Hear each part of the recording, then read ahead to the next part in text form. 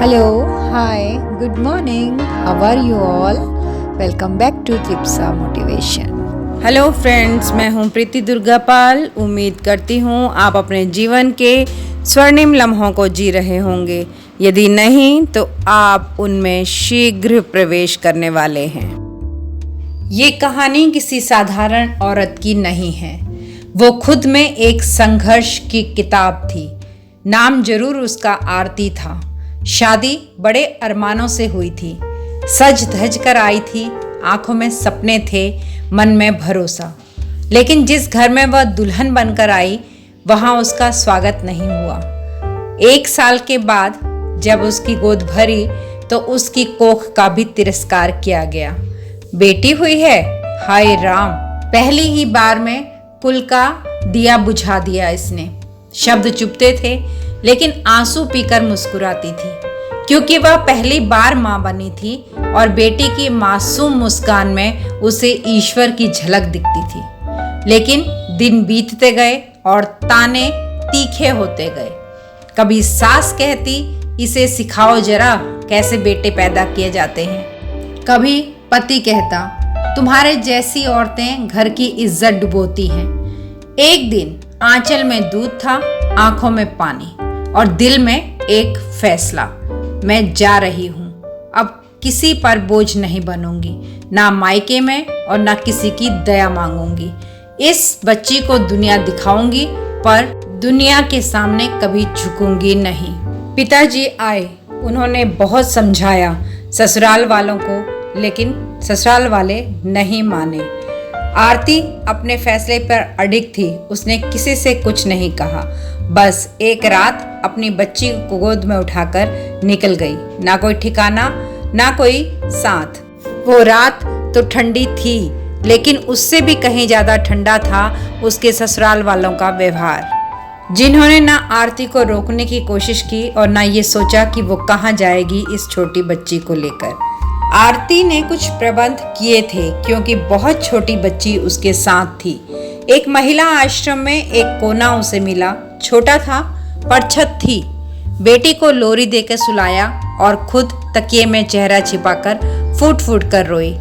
लेकिन रोने के बाद उसने खुद से वादा किया, अब आंसू नहीं गिरेंगे, अब सिर्फ पसीना गिरेगा, मेहनत का और सपनों का पसीना।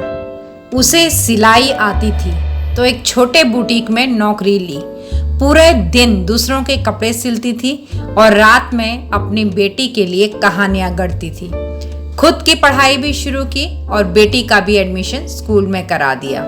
कमाती भी थी, पढ़ती भी थी और पढ़ाती भी थी। एक महिला 3 किरदार, लेकिन एक भी शिकायत नहीं की। सालों बाद मेहनत रंग लाई।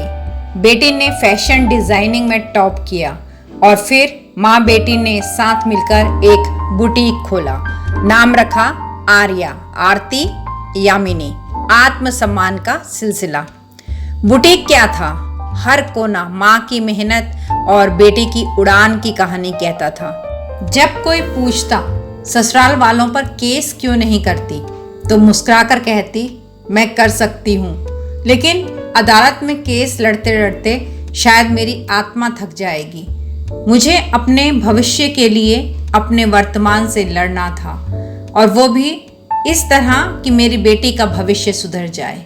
मुझे बीते कल से नहीं, आने वाले कल से जंग जीतनी थी, जो मैंने कर दिखाया। अब वही लोग जो कभी ताना मारते थे, बेटी हुई है, कुल डुबो दिया, अब कहते हैं बहू जी कभी घर आइए। अब तो मान गए आपकी हिम्मत को। लेकिन आरती अब भी वहीं खड़ी है। माफ कर चुकी है, पर लौटी नहीं है, क्योंकि लौटने से उसका आत्मसम्मान छोटा होता है और उसने तो अपनी बेटी को उड़ना सिखाया है, वापस लौटना नहीं। आरती ने केस नहीं किया, क्योंकि उसके पास वक्त नहीं था। अपना भविष्य जो गढ़ना था उसने ताने भी नहीं लौटाए, क्योंकि वो अपनी बेटी को गले लगाकर खुद को ताकत बना चुकी थी। आरती ने दुनिया को बता दिया कि कभी कभी न्याय कोर्ट में नहीं, बल्कि जिंदगी में आगे बढ़ जाने से होता है। जब कोई हमारे साथ अन्याय करता है, जब कोई हमारी अच्छाई का मजाक उड़ाता है, जब हमारी मेहनत का जवाब हमें तिरस्कार में मिलता है तो सबसे बड़ा सवाल होता है, क्या मैं लड़ूं या छोड़ दूं सब कुछ ईश्वर पर। आरती ने भी यही किया। वो लड़ सकती थी, केस कर सकती थी, अपने ससुराल वालों को कोर्ट में घसीट सकती थी, लेकिन उसने अपनी ऊर्जा को बचाया क्योंकि उसे पता था कि लड़ते लड़ते इंसान खुद थक जाता है। हम ये क्यों मान लेते हैं कि बदला लेना ही जीत है? कभी कभी बदला छोड़ देना भी सबसे बड़ी मुक्ति है। भगवान का दरबार देर से चलता है, लेकिन जब चलता है तो वहां सिर्फ न्याय नहीं होता, वहां संतुलन होता है। और वो संतुलन तभी आता है जब हम अपने जीवन को गड्ढों में घसीटने की बजाय ऊपर उठाने में लग जाते हैं। जो समय हम कोर्ट, झगड़ों, गवाहों, तानों और बदले में लगाते हैं, उतना ही समय अगर हम अपने ज्ञान, हुनर और शांति में लगाएं तो हम खुद वो बन जाते हैं जिसे देखकर दुनिया खुद चुप हो जाती है। जैसे आरती बनी, उसने अपने दुख को दुनिया के सामने रोया नहीं, बल्कि उसे सिल दिया सुई धागे के साथ, और वो खुद एक ब्रांड बन गई। कभी कभी जवाब देना जरूरी नहीं होता, कभी कभी जवाब ना देना ही सबसे बड़ा जवाब होता है। जब आप चमकते हैं तो वही लोग जो आपको तोड़ना चाहते थे आप पर गर्व करने का दिखावा करने लगते हैं, और यही जीत होती है। आपको पता है ईश्वर से प्रार्थना करने का सबसे सुंदर तरीका क्या है? भगवान, मैं कुछ नहीं कहूंगी, बस मेरी मेहनत को ऐसा मुकाम देना कि दुनिया मेरे पुराने जख्मों को देखना भूल जाए। ईश्वर देखता है, लेकिन तब देखता है जब आप खुद को बनाना शुरू करते हैं।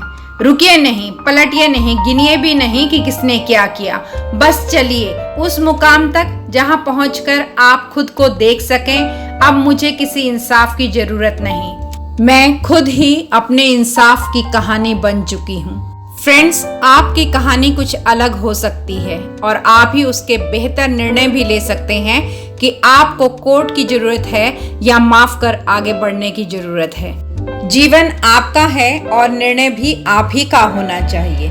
ये सिर्फ एक सलाह है जिसे मानना या ना मानना सबके अपने हाथ में है। समय और परिस्थिति के हिसाब से निर्णय लेना भी आप ही के हाथ में है। तो कैसा लगा आज का सेशन? कमेंट बॉक्स में अपनी राय देना बिल्कुल मत भूलिएगा। कोई बात दिल को छू कर गई हो तो लाइक का बटन जरूर दबाइएगा, अपने दोस्तों के साथ शेयर कीजिएगा, और चैनल पर नए हैं तो सब्सक्राइब कर लीजिएगा। बेल आइकन को दबाना मत भूलिएगा क्योंकि आने वाली वीडियो के नोटिफिकेशन आपको मिलते रहेंगे। तो मिलते हैं हम अगली वीडियो में किसी नए टॉपिक के साथ। तब तक के लिए tata, bye bye, thank you and love you all. Thanks for watching Tripsa Motivation. Please like, share, subscribe and do not forget to leave a lovely comment. Thank you.